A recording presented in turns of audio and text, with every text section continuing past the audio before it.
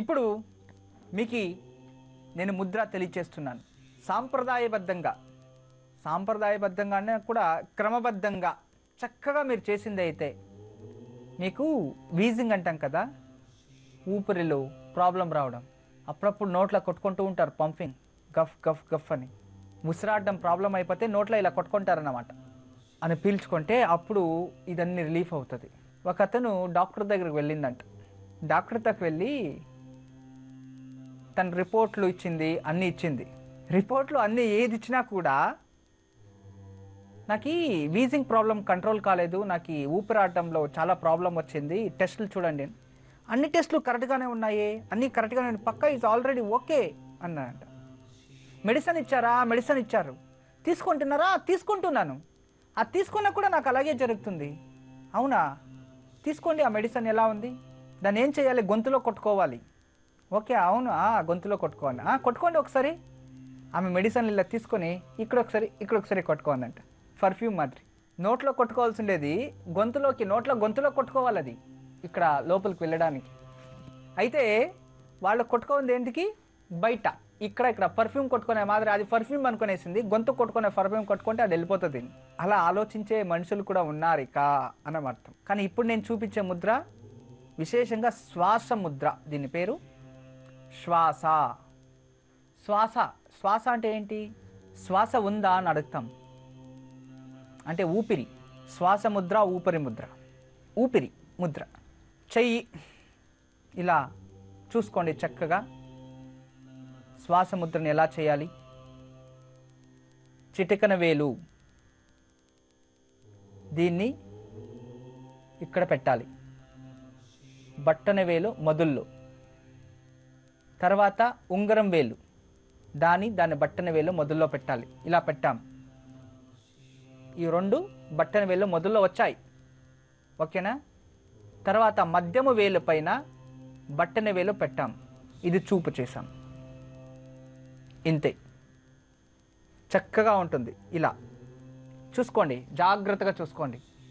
ఇంకా ఒకసారి నేను చూపిస్తున్నాను, జాగ్రత్త చూసుకోండి. దీని పేరే శ్వాసముద్ర. శ్వాసముద్ర జాగ్రత్తగా చూసుకోండి చక్కగా.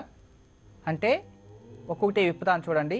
ఇది ఇలాగే ఉండాలి, స్టడీగా చూసుకోండి. రెండోది ఇదన్నమాట, మధ్యమ వేలుని ఇలా పెట్టాము, తర్వాత రింగ్ ఫింగర్ ఉంగరం వేలుని తీసాము, చిటికిన వేలు తీసాము. ఇది ఇప్పుడు ఇంకొకసారి పెట్టేది చూపిస్తాను చూసుకోండి. ఇలా శ్వాసముద్ర మనకి బట్టన వేలు కింద ఈ చిటికిన వేలుని పెట్టాలి, దాని పక్కనే ఇది పెట్టాలి. చూడండి, ఇప్పుడు రెండు పెట్టాం చూసుకోండి. అంటే దీని కింద ఇక్కడ పెట్టాం, తర్వాత దీన్ని ఇలా బంధించేసాం మధ్యమ వేలుని. ఇది స్టడీ అయింది. ఇది ఇలా ఉందన్నమాట ముద్ర. ఈఏలో అంతే, ఇలా చేసుకొని ఇలా చేసుకోవాలి. ఇది ముద్ర. దీన్ని రోజు ఇలా చేసుకోవాలి. 15 నుండి 20 నిమిషాలు మీరు చైర్ పైన కూర్చొని చేయకపోతే నేను కూర్చున్నా చూడండి, సింహాసనం పైన కూర్చొని ఇలా చేసుకోవచ్చు. లేదంటే ఇలా పెట్టుకోవచ్చు, లేదంటే చక్కగా పద్మాసనం వేసుకొని ఇలా కూర్చోవచ్చు. చూడండి, దీన్ని వేసుకొని ఊపిరి ఒకసారి పీల్చుకోండి. మీరు విశాలంగా లోపలికి వెళ్తుంది ఊపిరి, మంచిగా వెళ్తుంది. ఇక్కడ ముద్ర వేసి ఇలా వేస్తేనే ఇలా వెళ్తుంది నెమ్మదిగా. అంటే నేను ఇక్కడ కూర్చొని మీ ఇంట్లో ఎలా చక్కగా కనబడుతున్నానో సెకండ్లో జరుగుతుంది కదా, అలాగే మన ముద్ర ఇలా వేసేస్తే సెకండ్లోనే మనకి రిజల్ట్ వస్తుంది. చాలా దూరం వెయిట్ చేసే పని లేదు.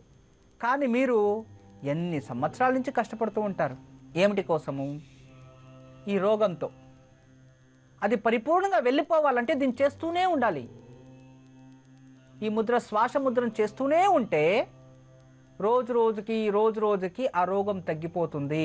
అంటే ఆస్తమా, వీజింగ్ ఎక్కువైతేనే ఆస్తమా వచ్చేది, టీవీ వస్తుంది, ఎంతోమందికి దగ్గుతూ ఉంటారు, అది కూడా వెళ్ళిపోతుంది.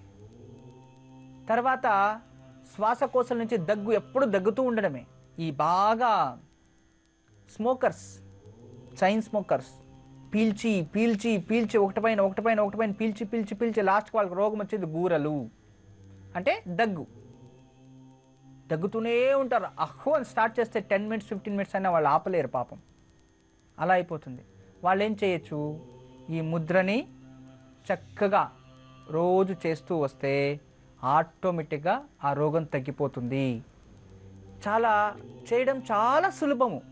అయితే దీన్ని చక్కగా చేసుకోవాలి నమ్మకంతో. అరే నాయనా నాకు ఈ రోగం వెళ్ళిపోతుంది అనే నమ్మకంతో చేస్తేనే చేస్తుంది.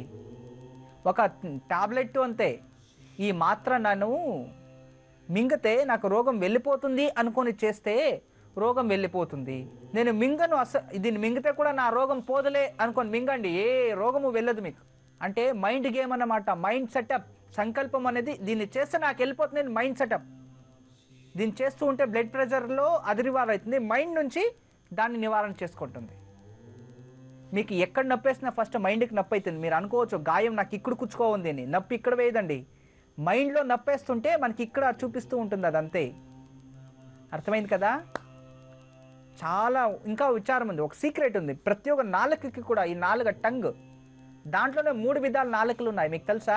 3 విధాల నాలుకలు అంటే ఒకటి నిజం చెప్పే నాలుక, ఇంకోటి అబద్ధం చెప్పే నాలుక, ఇంకోటి 2 పలికే నాలుక. అలా 3 కాదు, నాలుకలోనే 3 భాగాలు ఉన్నాయి. అవేంటి ఇప్పుడే వచ్చి తెలియచేస్తా, చూస్తూ ఉండండి.